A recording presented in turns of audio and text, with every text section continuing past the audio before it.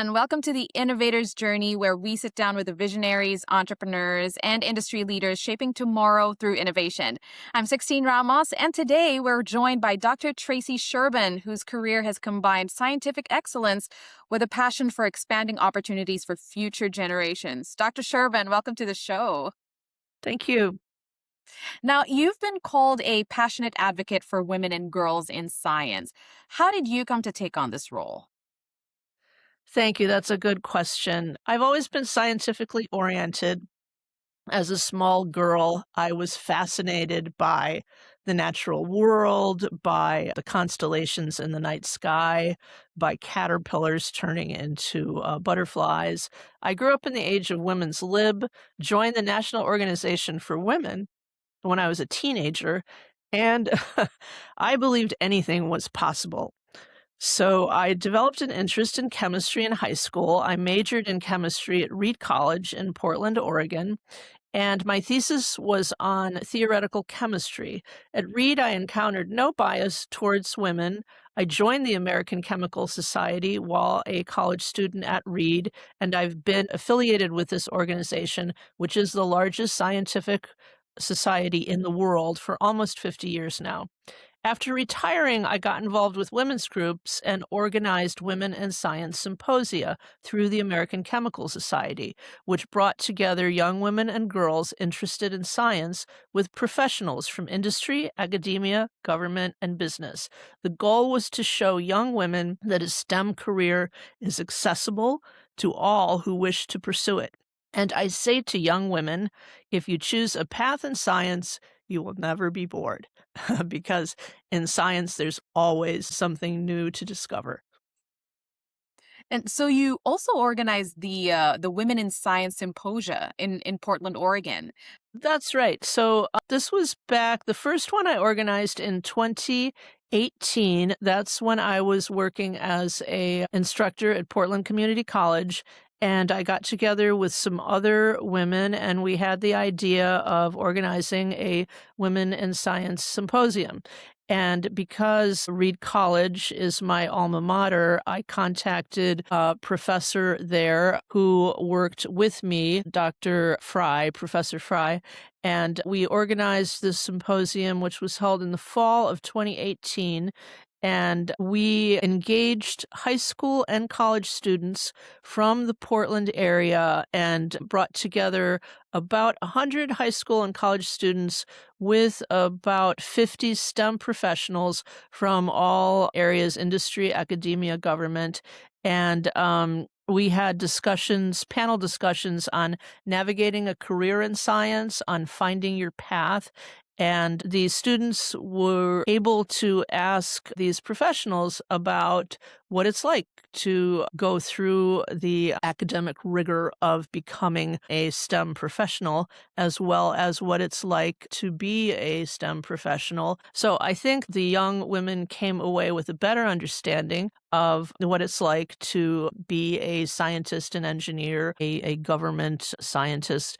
And I think that the professionals were very pleased to be able to mentor and direct these young women. I ended the symposium by reading quotes from famous women scientists. And of course, I think the most famous of the women scientists is Marie Curie, who was the first woman to receive a Nobel Prize in a scientific discipline, and the only scientist, not the only woman, the only scientist to receive 2 Nobel Prizes in 2 separate scientific disciplines, chemistry and physics. It's noteworthy that the first prize that she received in physics, which she shared with her husband, Pierre Curie, and Henri Becquerel, she almost did not get because the Nobel Prize Committee wanted to give it to her husband and to Henri Becquerel, and this was for radioactivity. And fortunately, her husband said she did all the work, so she deserves to receive it as well. And then, of course, her husband, Pierre, he died tragically in a horse and buggy accident in Paris. She was originally from Poland. He was French. They married, they worked together.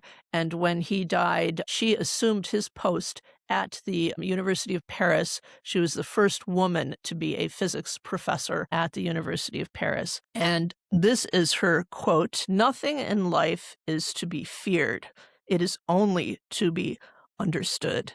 Now is the time to understand more so that we may fear less." She was truly amazing. Another thing that we did is when the young women registered to attend the symposium, we asked them to answer a couple of questions. One was, what fascinates you about science? And the answers were really amazing. One example is, I am fascinated by science because it teaches me how to solve the world's problems. Sounds like it was an inspiring event and experience for everyone. And also last February you attended the International Women and Girls in Science Assembly at the United Nations in New York City. Can you tell us a little bit about that? I'm wearing the United Nations scarf that I Mhm. got there. This was last February, and this is an international event that's held annually. This was in its 11th year, and I was honored to attend this assembly. It focused on the gender gap in STEM and how women and girls really need to play a greater role in the tech revolution, in the development of artificial intelligence. And it was noted that today only 33% of STEM students are women and only 20% of AI researchers are women. And so there were speakers from all walks. There were diplomats, government representatives, professors, scientists, and it was really a truly inspiring event. And it really did show that there's still a long way to go to ensure that there is gender equality. And it was also noted that it really leaves a gap because women bring unique skill sets, such as so-called soft skills, a greater tendency to compromise, and thinking about diversity and inclusion. And Hmm. so I came away from that event looking at what I could do personally to continue to promote women and girls in science and to close that gender gap. If you look at Nobel laureates in the sciences, specifically in chemistry and in physics, it's just completely lopsided. In over 100 years, there have only been 6 physics laureates who are women. And in chemistry, it's a little bit better, but still not good. And so women reaching the very top echelons, it's still, there's a long, long way to go. And so hopefully things are changing. I think if you look at college students in the sciences today, especially biology and chemistry, medicine, that there is progress, but there's definitely still a long way to go. And on that journey, how important are role models to young women and girls in science? So the role models are extremely important for young women, and that's because I think a lot of young girls see science as being something boys do, and it's too hard, or you have to be smart. What role models do is they demonstrate to girls and young women that anyone can take a path in science. I recorded a podcast back in the spring and I interviewed 2 women, Arlene Bloom and Camille Schreier, who are scientists and passionate advocates for women and girls in science. I think the key is being passionate about science and the natural world and having the confidence to move forward and move beyond the stereotypes. Now, aside from being an educator and mentor, you're also a materials scientist. Yes. How did your academic journey lead you to focus on STEM? Yeah, so I majored in chemistry at Reed College. Then I went on to Columbia University here in New York City and joined the research group of Professor Arthur Noack. And I had worked at Intel Corporation for a few years, and he selected me to join his research group. I was very lucky. and I started doing research on solid-state protonic conductors. These are used in hydrogen fuel cells, and so this area at the time, it was still really in its early stages. You didn't see Mhm. Teslas on the road, you didn't see hydrogen fuel cell vehicles, and so we kind of laid the foundation for work that is now being applied in many different areas. After Columbia, I went to France to the laboratory solid state chemistry in Grenoble, France. And there I studied the relationship between crystal symmetry and electrical conduction properties. I traveled throughout Europe giving talks on my research. And then upon returning to the States, I embarked on my career at Intel. Back in the 90s, Intel was a real hotbed, a very exciting place to work, and eventually ended up in the materials research group. And I was chartered with establishing a laboratory to measure mechanical properties of thin film. It was a very critical need at the company at the time because I was in the quality and reliability group, and the parts were suffering from things like thin film delamination and cracking. And so I brought in a lot of equipment and expertise to work with Intel's process technology group to make sure that the parts that we were producing were robust. And so it was very exciting time. And so that's kind of how I ended up going from chemistry to material science to semiconductor physics.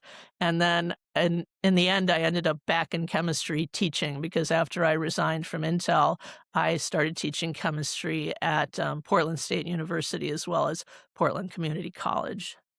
I'm very curious about your background in the semiconductor industry. Can you tell us a little bit about that?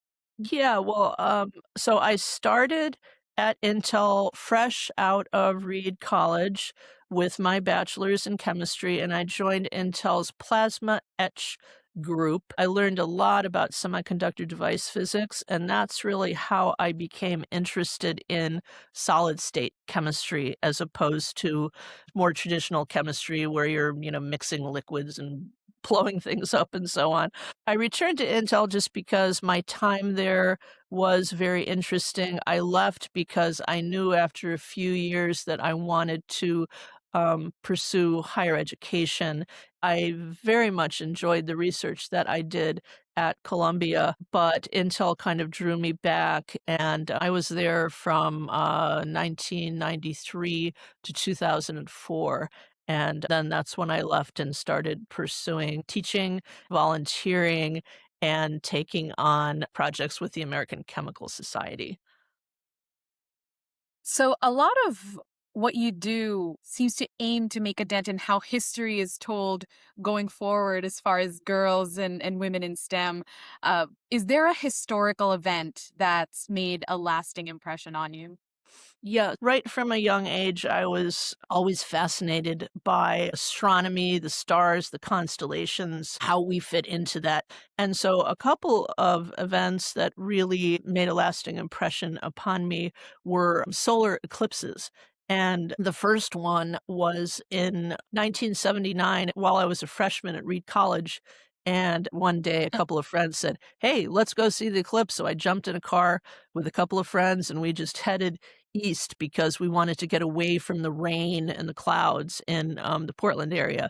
Drove through the night, and then in the morning, we just kind of stopped at a random location because it was time for the eclipse. We just got out, and I was struck by the silence. And it was something that made a very deep impression. And then again in 2017, there was another eclipse on the coast of Oregon. Again, there was this silence and there was a bit of darkening of the sky. But the thing that was very interesting about that eclipse is the patterns of the eclipse that were made on the houses and on the streets and what looked like a sliver of the sun, and so that made a lasting impression. And there is going to be another solar eclipse that's coming up this year, August 12th, and it's in Bilbao, Spain. But yeah, I've always been fascinated by the stars and the small blue dot an image of the Earth that was taken shows your smallness in Yeah. the universe. It puts things in perspective, certainly. Now, you've made a big impact in a lot of people's lives. From here, what's next, Dr. Sherban? What are your future plans? Well, I plan to stay involved with women's groups and scientific societies like the American Chemical Society and Materials Research Society. I recently moved from the Pacific Northwest down to Southern California, which has the Mm, best weather in the country. I live in Hollywood now, and I'm mm. really enjoying it. It's so full of culture and history and beautiful architecture. I love New York City. I've lived here when I attended Columbia, and I visit here often because my son lives here. And then pool is one of my passions, and so I just recorded a podcast on the physics of the shot, mastering the geometry of pool with two of my pool coaches here in New York City. It's very fun. It's something that I find very satisfying. And then just, yeah, travel as much as I can to learn more about the world and its cultures and read books about the world and all the interesting things about it. Well, Dr. Sherban, it was wonderful having you on the show. Thank you so much for sharing your journey with us and your insights with us today. Thank you so much for having me. Absolutely. Once again, this is 16 Ramos for Innovators Journey. We'll see you next time for another conversation with the people driving innovation forward.